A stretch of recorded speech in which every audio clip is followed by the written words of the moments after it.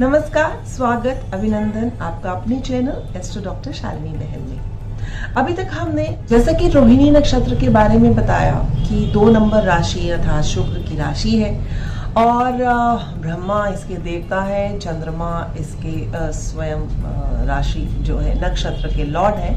और इसके बाद जब हमने पदों की बात करी, फर्स्ट, सेकंड और थर्ड पद, फोर्थ पद जो कि स्वयं मंगल है, शुक्र है, और उसके बाद बुध और फिर चंद्रमा स्वयं है। तो अभी तक हमने जो रोहिणी नक्षत्र है उसके विषय में किया। आज मैं थोड़े से एग्जाम्पल्स आपके साथ शेयर करना चाहती हूँ कि अगर इनमें चंद्रमा ना होते हुए कोई और भी प्लैनेट है तो हम उसके सिग्निफिकेटर्स को भी ऐड करते हैं और साथ ही साथ देखते हैं कि वह जो प्लैनेट है वह किस भाव का मालिक है।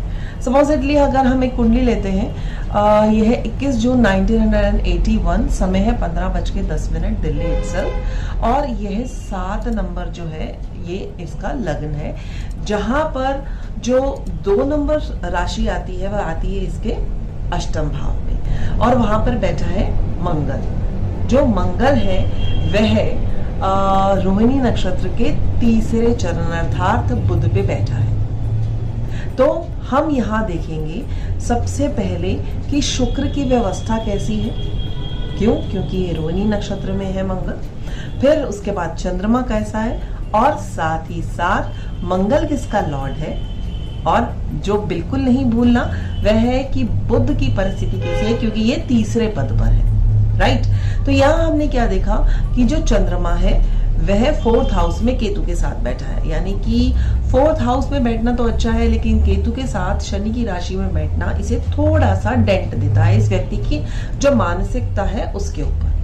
फिर अष्टम में जो मंगल बैठा है वह 2nd और 7th लॉर्ड है, अर्थात इस व्यक्ति को अगर किसी भी तरह से फैमिली रिलेशन में या प्रोफेशन में पार्टनरशिप के साथ या अपनी लाइफ में पार्टनरशिप में किसी तरह की प्रॉब्लम आती है तो उसके लिए ना केवल Mangal is responsible which is in the 8th house, but Mangal is being into the Rohini nakshatra 3rd पद, जिसके लिए मरकरी को देखना बहुत ज्यादा जरूरी हो जाएगा कि मरकरी कैसा बैठा है in the D1 chart and in the D9 chart. तो यहाँ जो मरकरी है वह 9th हाउस में बैठा है अपने ही जेमिनी साइन में। ये एक प्लस पॉइंट हो गया।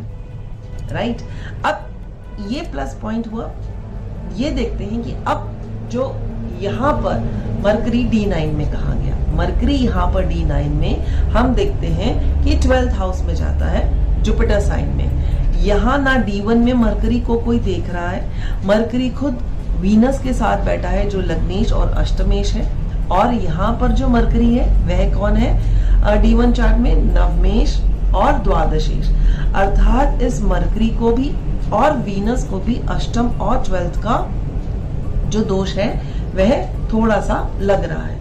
तो यहाँ हमने क्या जाना कि जब भी इस जातक की, जब ये हमारे पास कुंडली आई थी तो उस समय वह जुपिटर में मार्स की दशा में ये जातक चल रहा था।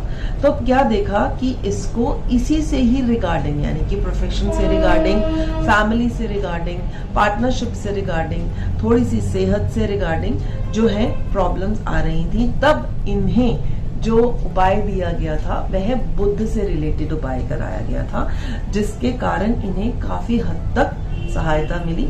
और बाकी आगे इनकी जीवन जो शैली है कैसे चलेगी उसके विषय में फिर आपके साथ साझा करेंगे जब समय मिलेगा, जब इनकी तरफ से फिर से फीडबैक आएगा। तो यहाँ बताया कि Mercury plays a very important role.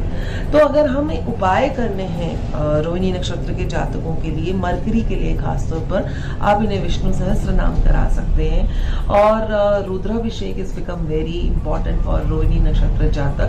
ये शिवलिंग पर जो दूध है उससे अभिषेक कर सकते हैं। मोती पहनना, डायमंड पहनना इन लोगों के लिए काफी अच्छा कारगर सिद्ध होता है। एक दूसरी पत्री आपके साथ शेयर करती हूँ, यह भी हमारे रोहिणी नक्षत्र की है, और इसमें भी रोहिणी नक्षत्र में चंद्रमा है जो तीसरे पद पर है। वहां पर हमारा रोहिणी नक्षत्र में मंगल था तीसरे पद पर, तब भी हमने मरकरी देखा। यहाँ अब जो दूसरी कुंडली आपके साथ साझा कर रही हूँ उसमें जो रोहिणी नक्षत्र है इसमें हमारा चंद्रमा है जो कि तीसरे अर्थात बुध के पद पर है। अब यह कुंडली है जातक 29/9/1961 बॉर्न 16:30 दिल्ली में।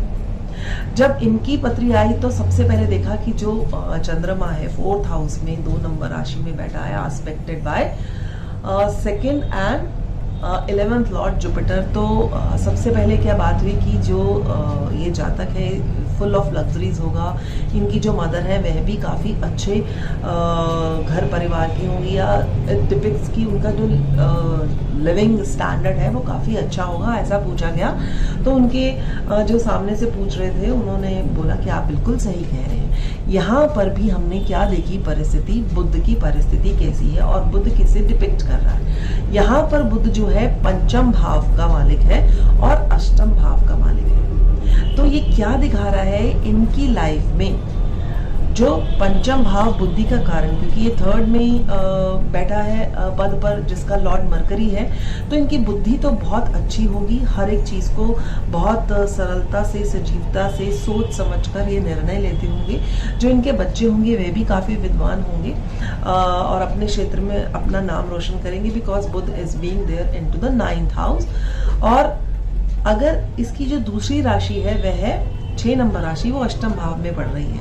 तो एक प्रश्न पूछा गया कि क्या कुछ इनहेरिटेंस से रिलेटेड प्रॉब्लम इन्होंने फेस की, तो वह बोले कि हम आपसे मिलने ही इसलिए आए हैं क्योंकि घर में अब इनहेरिटेड रिलेटेड जो इश्यूज हैं कि किस तरह से किस चीज़ का बंटवारा हो, वह प्रॉब्लम आ रही है। अगर देखा जाए तो हम इसे और माध्यम से भी देख सकते थे, पर फॉर्चुनेटली इनकी जो दशा पीरियड आया था, जब ये आए थे तब मरकरी का टाइम पीरियड चल रहा था, तब सबसे पहले इनसे यही पूछा गया।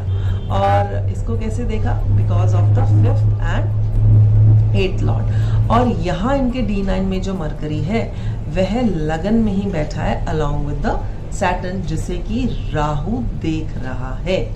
तो कहीं ना कहीं बिजनेस में भी थोड़े से इन्हें अप डाउन देखने को मिलेंगे। चेंज ऑफ बिजनेस यानी अमेंडमेंट ऑफ अ बिजनेस, ये भी हो सकता है अगर ये बिजनेस में है तो। अगर ये जॉब में है तो इन्होंने बोला नहीं, he is being into the business, तो ये अपने बिजनेस में कहीं ना कहीं कुछ ना कुछ चेंज करते रहते हैं। और इनके निवारण के लिए भी इन्हें कुछ बताया गया। जो रोहिणी नक्षत्र का जो तीसरा पद है बुध, उसी से रिलेटेड इनको उपाय दिए गए और बहुत ही सरलता से जो इनके इनहेरिटेड प्रॉपर्टी से रिलेटेड इश्यूज थे उनमें इन्हें कहते हैं कि बहुत आसानी से निकल गए और सब कुछ बहुत भली भांति से हो गया। तो इस तरह हम बहुत ही बारीकी के साथ जब नक्षत्र और उनके पदों को पढ़ते हैं तो हमारे लिए प्रेडिक्शन करना बहुत आसान हो जाता है। अगर सूर्य की बात करूं तो 24 मई से लेकर 6 जून में उत्पन्न होने वाले जितने भी जातक हैं उनका जो सूर्य है वह रोहिणी नक्षत्र में ही पाया जाता है।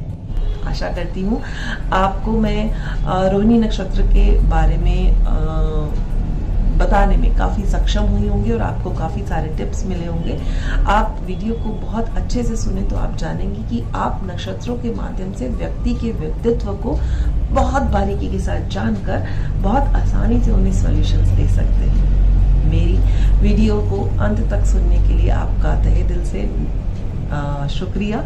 और अगर ये वीडियो अच्छा लगे तो कृपया इसे शेयर, सब्सक्राइब और ज़रूर कीजिएगा।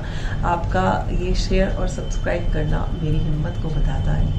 जल्द ही दूसरे वीडियो में आपको मिलती हूँ, तब तक के लिए नमस्कार, प्रणाम।